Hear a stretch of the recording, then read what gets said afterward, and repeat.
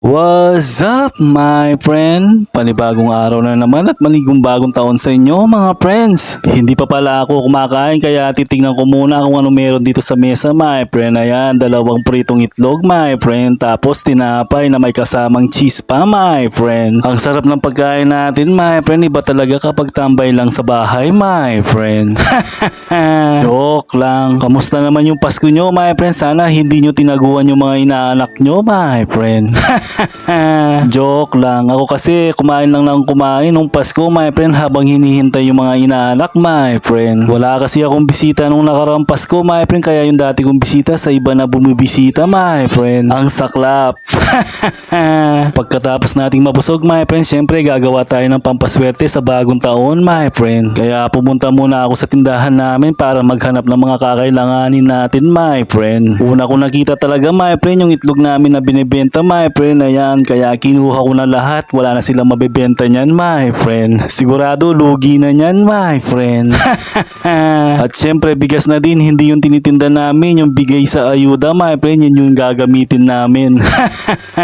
At gagamit tayo ng malaking bowl, my friend, yung malinaw para kita yung swerte, my friend. At nilagyan ko ng bigas, my friend. Ibig sabihin ng bigas, my friend, biyaya at magandang kalusugan, my friend. Sana swertihin din sa pag-ibig, my friend.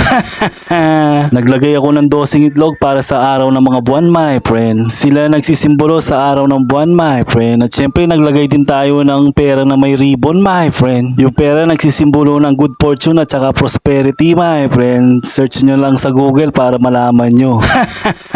Joke lang. At syempre bakit nakaribon yung perang papel, my friend, para makatrack daw ng swerte pa, my friend. Magpapatali din ako ng ribbon sa bagong taon para swertihin naman sa pag-ibig, my friend.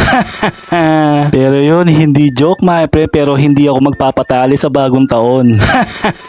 At nilagyan ko din ng dahon ng laurel, my friend. Sabi nila walang hanggang swerte daw yan, my friend. Kahit 8 piraso daw, okay lang yan. Tapos chocolate coins, my friend. Nagsisimbolo sa magandang banding ng pamilya, kaibigan at saka mga kapatid, my friend. Lalong lalo na kapag nag-reunion kayo magkakapamilya, my friend. Kaya pala sobrang tamis ko ngayon.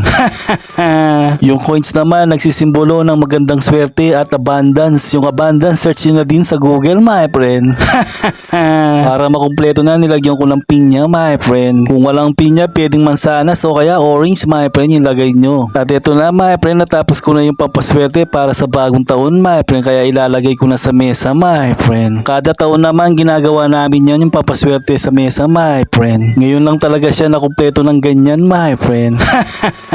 Joke lang. Ang importante, kumilos ka at samahan mo ng sipag at tiyaga, my friend, para nandun yung swerte mo, my friend. Kaya sige na, mga friends.